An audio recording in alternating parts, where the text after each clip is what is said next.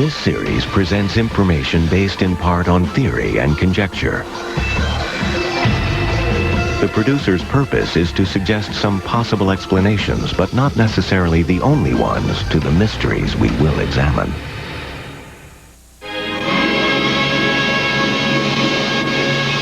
"350 years ago, a fictional man was born on paper.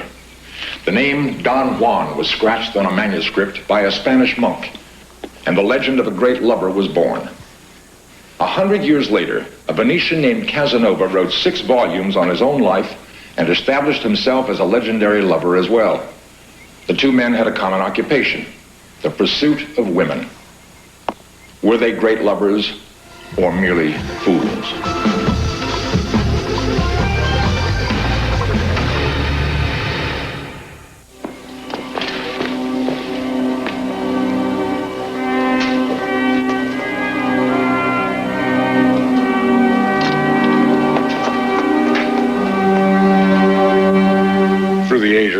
Legends of love and lovers have captured the imaginations of storytellers and their audiences.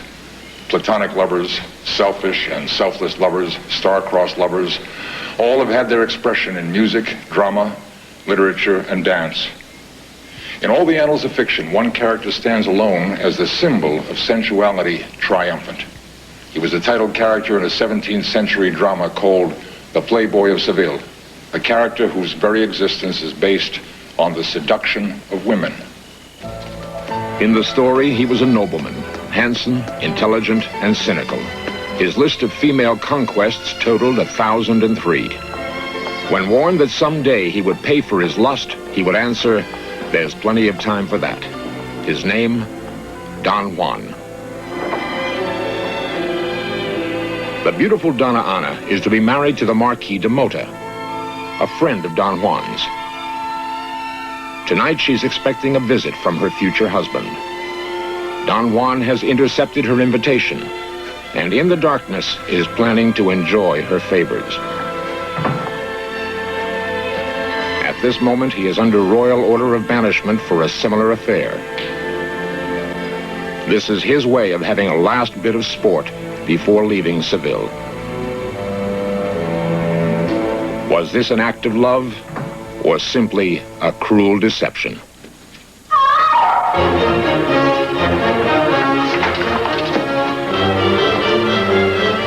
This time, the plan fails.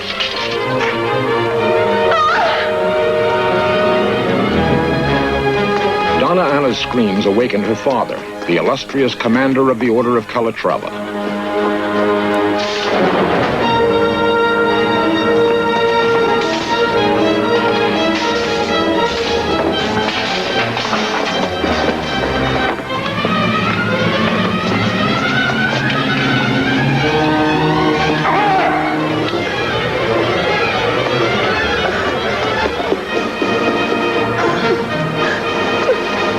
Escaped punishment by having someone else blamed for the killing. The soul of the commander would seek its vengeance. A statue erected to honor Don Juan's victim came to life and invited him to dinner. The meal was elegantly served and the conversation was friendly.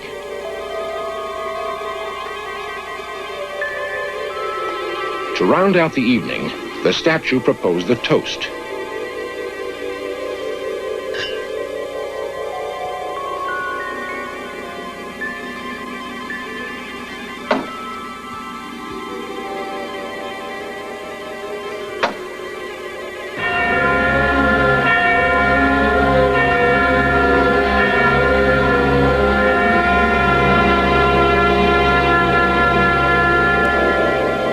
Although it was a murderer that went to hell for his sins, the legend of a great lover was born.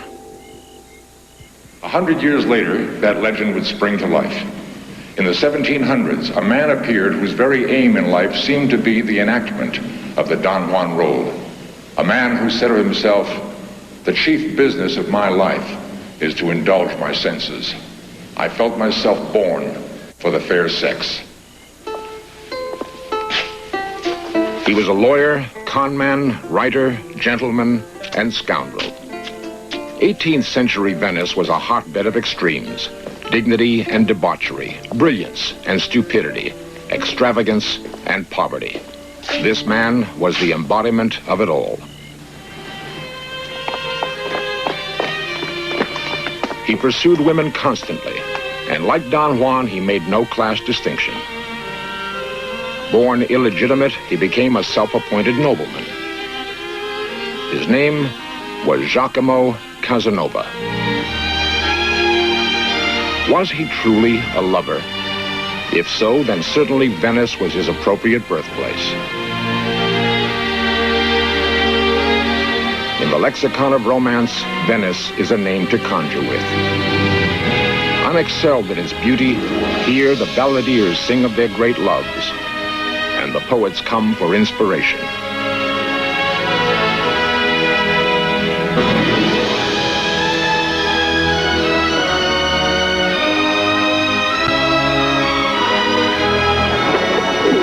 Here Casanova lived by his wits, dabbling in Kabbalah, an ancient mysticism invoking the powers of God and the cosmos.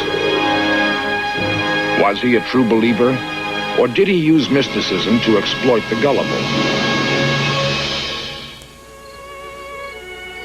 Casanova's reputation as charlatan could stand against that of Count Saint-Germain, who claimed several reincarnations, and Count Cagliostro, who claimed to turn lead into gold and to extend life indefinitely. Yet Casanova also held his own in conversations with two popes, Catherine the Great, Voltaire, Rousseau, and Benjamin Franklin. He gambled heavily, and his sensual appetite was expensive. Under constant financial pressure, he used various talents and schemes to replenish his purse, but his profits were soon squandered.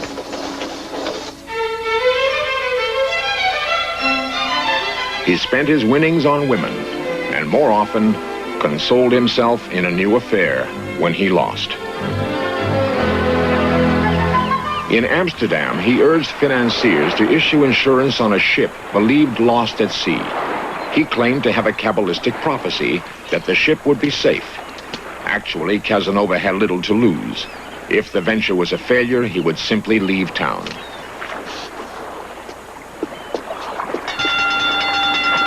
The ship turned up safely. Sir Thomas Hope, believing in Casanova's mystic knowledge, had taken the gamble. Hope profited handsomely. He shared his profits with Casanova and offered him a substantial business position.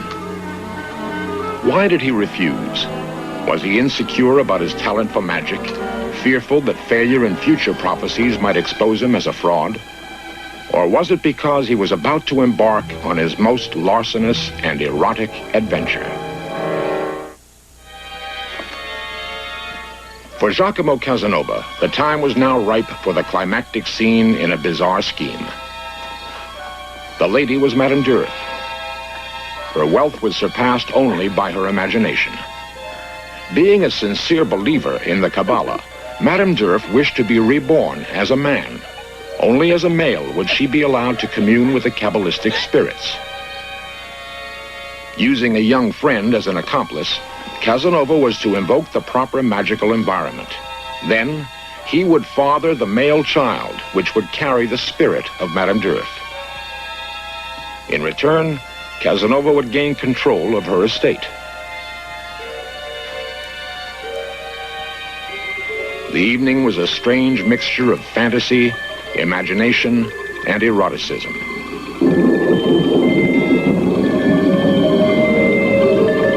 To conclude, Casanova was to spend the night outdoors, waiting for a cosmic sign of success.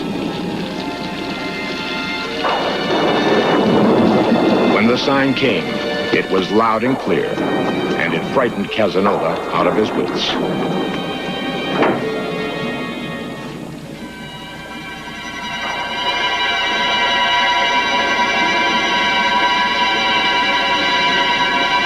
Although Casanova was to inherit Madame Durif's estate, her daughter managed to gain control of her assets, thereby doing Casanova out of his reward.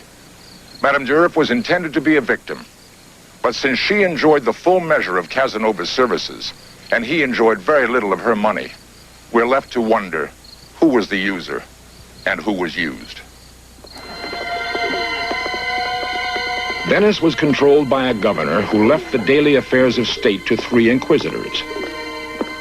For them, Casanova meant trouble. There were his financial double dealings, his mystic activities, and his scandals with the wives of royalty. In 1755, when he was 30 years old, he was escorted to the royal palace. This was not a social invitation. His talent for intrigue and scandal had left a trail of enemies. Now, he was caught in his own web.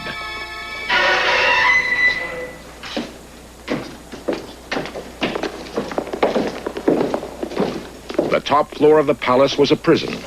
Here, without trial and for unspecified crimes, he was locked up, possibly for life.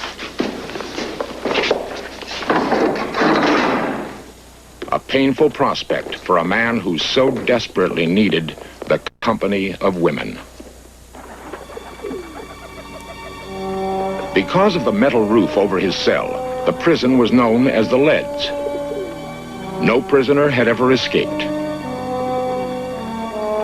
While exercising in the prison hall, Casanova found some hope. The metal bar took a month of work until it was sharp enough, and then his plan went into action.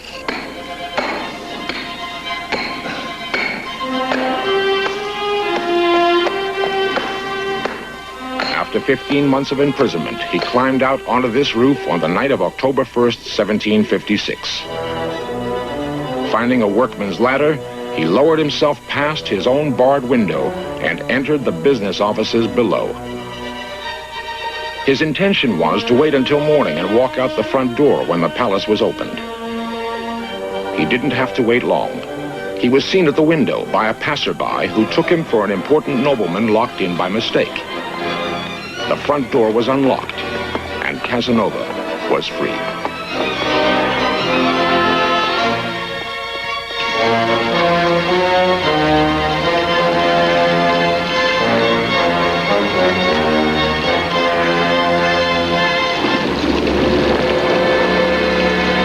That was Casanova's own version of his escape.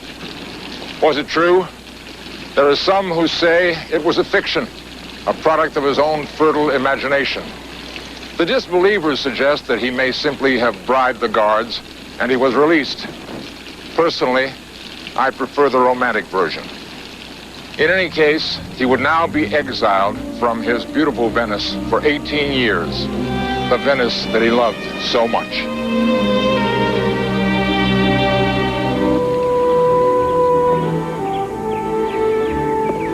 To Paris, to Holland, to Rome, Milan, Marseille, London, running, conniving, debauching. The pursuit of women resumed. Several times he considered marriage, but cooled on the idea in time to avoid the commitment. On the one occasion when he came close to taking the vows, circumstances took a strange turn.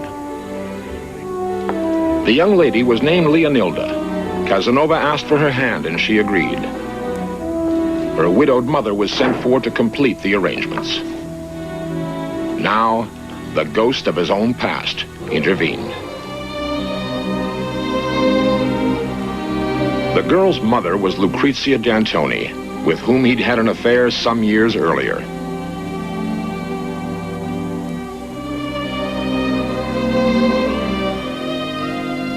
The young lady, who was 16, was his own daughter.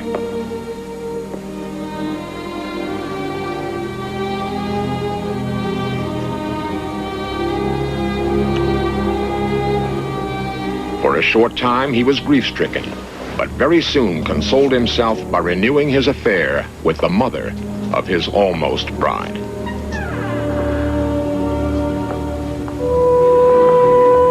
He arrived in Florence, alone and empty-handed. He was granted asylum by Duke Leopold, who told him he would be welcome if he stayed out of trouble. His good behavior lasted 2 weeks.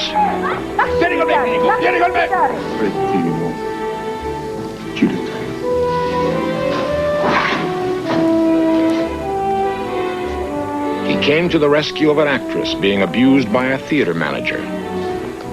Once again, his adoration of the gentle sex was his downfall. He was reported by the manager and expelled from Florence.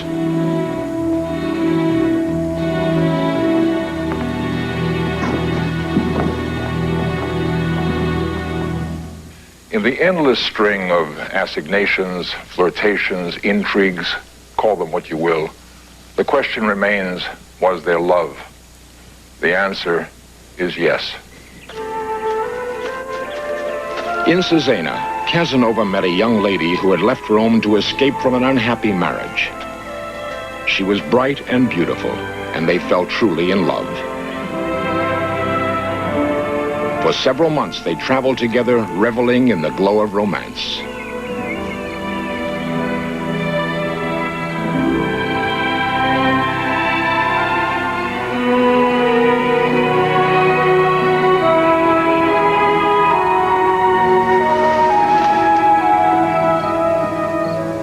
Although Henriette cared deeply for Casanova, she was a shrewd judge of character.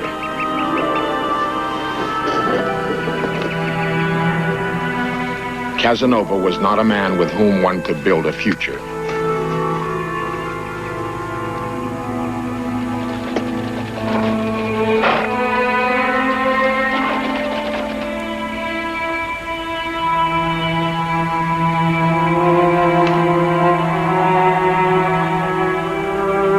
Her message read, "Tu oublieras aussi Henriette. You will also forget Henriette."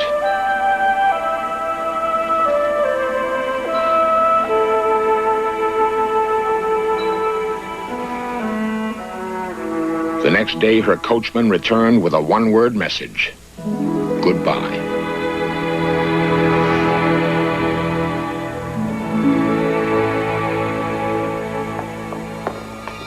A legend is a story handed down to us from the past containing an element of truth. Although it is a fact that these two legendary lovers could each claim 1,000 affairs, are we to assume that quantity is a valid measure when applied to love? In the case of Don Juan, the question is dealt with in a poignant and telling manner by author Edmund Rostand.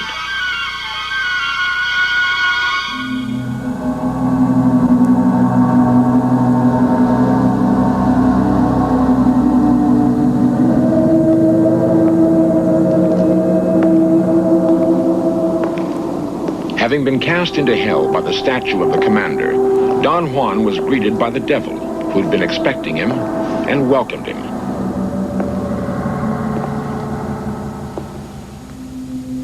The devil explained that all who come to hell are assigned a role to reflect their performance on earth. Don Juan asked what his role was to be. It was the suit of a court jester, a fool. Don Juan complained there must be some mistake. "No mistake," said the devil. "Put it on. You will be our clown. You will make a perfect fool." Don Juan argued that he was a great lover, a man of 1,003 conquests. The devil had a suggestion. If Juan could remember one, just one of his supposed loves, he could avoid the fool's role. The bargain was struck, and the women were summoned. Now, the strange trial began. I remember. How could I ever forget our beautiful night in Paris? You are Arabella. No, Juan. It was Rome. I am Sarah. Only one. I only have to remember one. And so it went. One by one they came, and time after time he failed. This time, I'm certain, I will not be made a fool. It was Madrid. You are Esmeralda. No, Juan. We were in Malaga. I am Cara.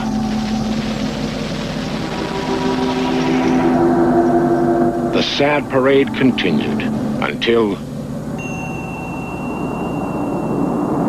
Yes, said the devil, a real tear. This one truly loved you, offered you a great and lasting love. Finally, accepting the truth of his life, Don Juan said, "Give me the suit."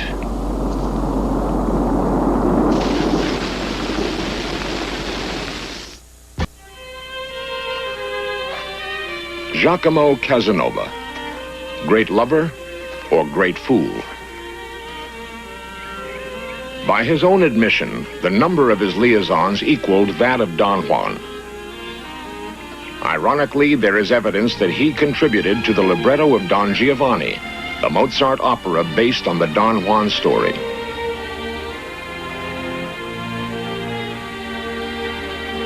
Yet there is an outstanding difference between the two men. While Don Juan left bitterness in his wake, Casanova's women maintained tender feelings for him long after the passion of their affairs had faded, an enduring testimony to the generosity of Casanova's character. If a lover can be defined as one who enjoys the giving as well as the taking, then surely Giacomo Casanova must be granted the title of lover.